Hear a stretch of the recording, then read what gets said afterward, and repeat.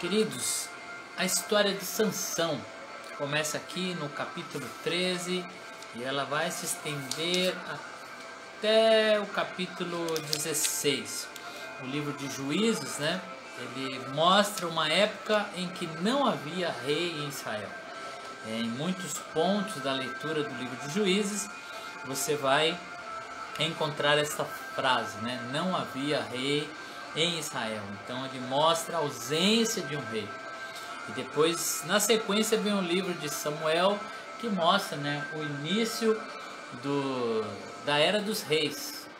Samuel foi o último juiz e depois Saul entra, né, marcando aí a era do livro dos reis.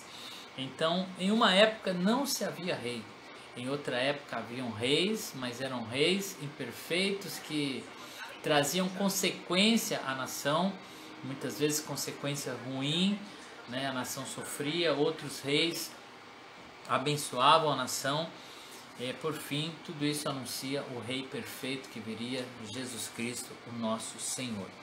Então, nessa época surgiram os juízes. Eram homens e mulheres que Deus levantou aqui para julgar a nação, dar direção à nação. E aí Deus muitas vezes levantava os juízes para libertar o povo de Israel. Entre eles, né, tá bem conhecido Gideão, que com 300 homens, né, venceu ali um exército incontável. Então aqui é a história desse juiz chamado Sansão. Então nós vamos ler aqui Juízes 13, do 2 ao 5, que diz assim: Certo homem de Zorá chamado Manoá, do clã da tribo de Dan, tinha uma mulher estéril.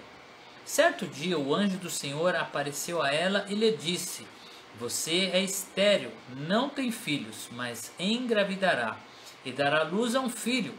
Todavia, tenha cuidado, não beba vinho, nem outra bebida fermentada, e não coma nada impuro, e não se passará navalha na cabeça do menino que você vai ter, porque o menino será nazireu, consagrado a Deus, desde o nascimento. Ele iniciará a libertação de Israel das mãos dos filisteus. Então aqui é o anúncio do nascimento de Sansão, que viria para mudar a história da nação. E o livro de Juízes, né, ele mostra isso, onde o povo estava sendo abençoado, o povo deixava Deus, e o povo começava a cair, né, em maldição, começavam a sofrer as guerras, e aí Deus levantava um juiz, o povo clamava, Deus levantava um juiz, e mais uma vez a nação se reerguia. Isso se repete várias vezes, a nação abandona o Senhor, volta a cair, e se reconcilia com Deus, volta a subir, e nesses períodos Deus levantou esses homens, entre eles Sansão. E Sansão teve um chamado de Deus, que ele iria iniciar aí a libertação do povo de Israel, que estava sendo oprimido pelos filisteus. Porém, a história de Sansão chega um momento que parece que ela sai dos trilhos, né? Sansão, que tinha aí, por ser um nazireu, ele não podia tocar em um cadáver, ele não podia nem tocar na uva, nem tomar vinho, nenhum produto, né, da uva.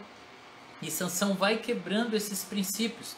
E entre eles, né, então ele tinha um princípio da alimentação, um princípio do que beber, e também que ele não poderia cortar o cabelo. E ao longo da história de Sansão, nós vemos que ele vai tropeçando, vai caindo, né? Sansão entra lá no meio das parreiras de uva, né, para olhar. E aqui já fica um alerta, né? Se é proibido, para que eu vou olhar? Só para ter desejo? Imagine, ele não podia tocar, não podia beber, não podia comer. O que ele foi olhar nas parreiras de uva? O que você está olhando nas parreiras de uva, né? Se não é para você, porque nós vamos criar um desejo de uma coisa que nós não podemos. E o pecado é assim, né? Muitos querem se auto-sabotar com relação ao pecado. Ele quer ir até onde é o limite dele, para ele tentar desfrutar do prazer momentâneo do pecado e aí achar que tem capacidade de dar um passo para trás no primeiro momento, né? que acha que pode. Isso é perigoso demais. Exatamente. Então, tudo começa, né, como a Bíblia diz, com a concupiscência dos olhos, com o desejo dos olhos, né?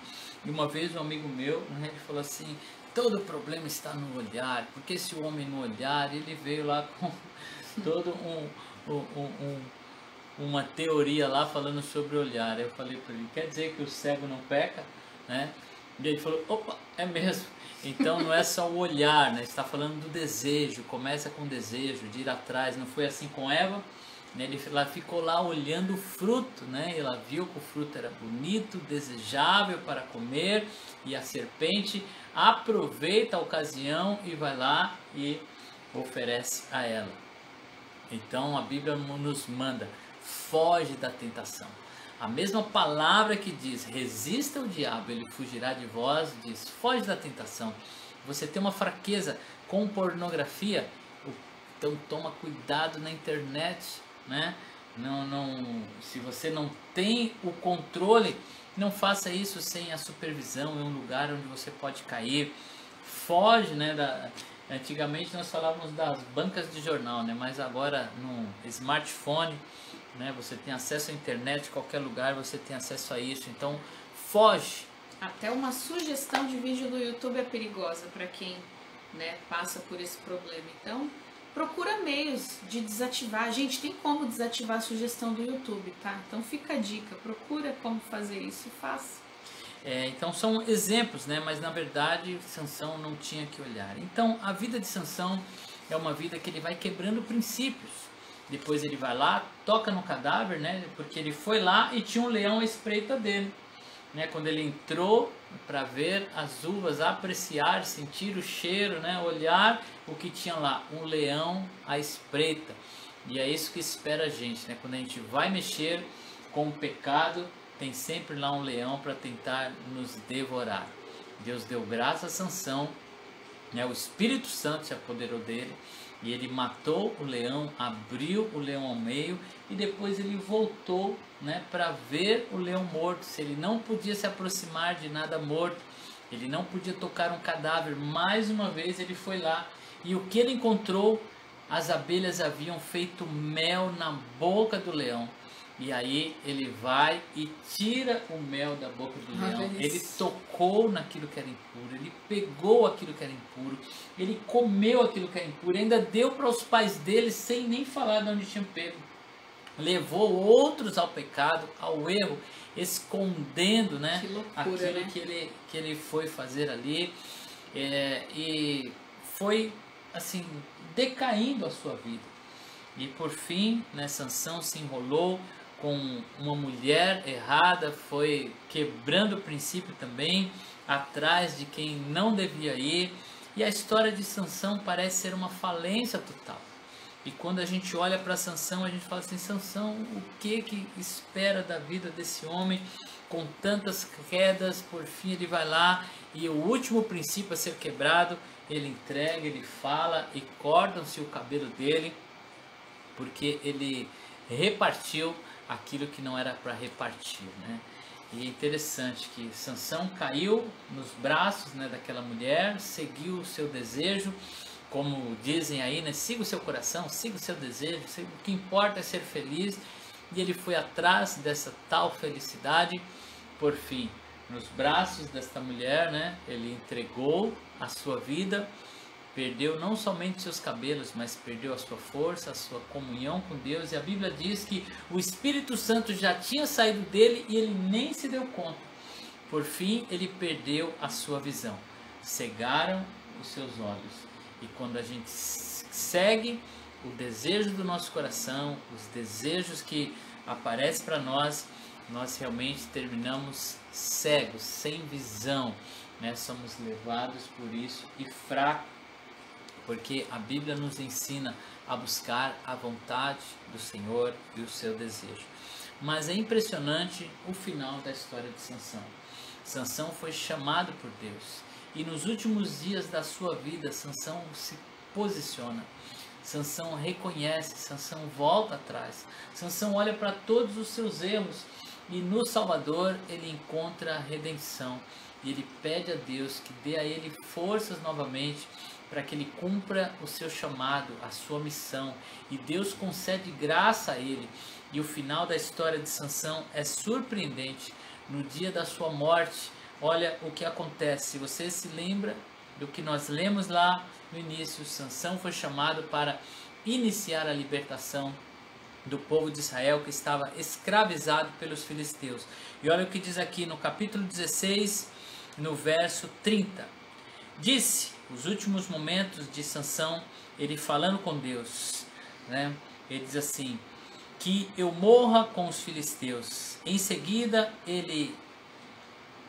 eu vou ler um verso anterior, tá? É melhor eu ler. Eu vou ler aqui do 23. E Sansão orou ao Senhor. Ó soberano Senhor, lembra-te de mim. Ó Deus, eu te suplico, dai-me forças mais uma vez e faze com que eu me vingue dos filisteus por causa dos meus olhos.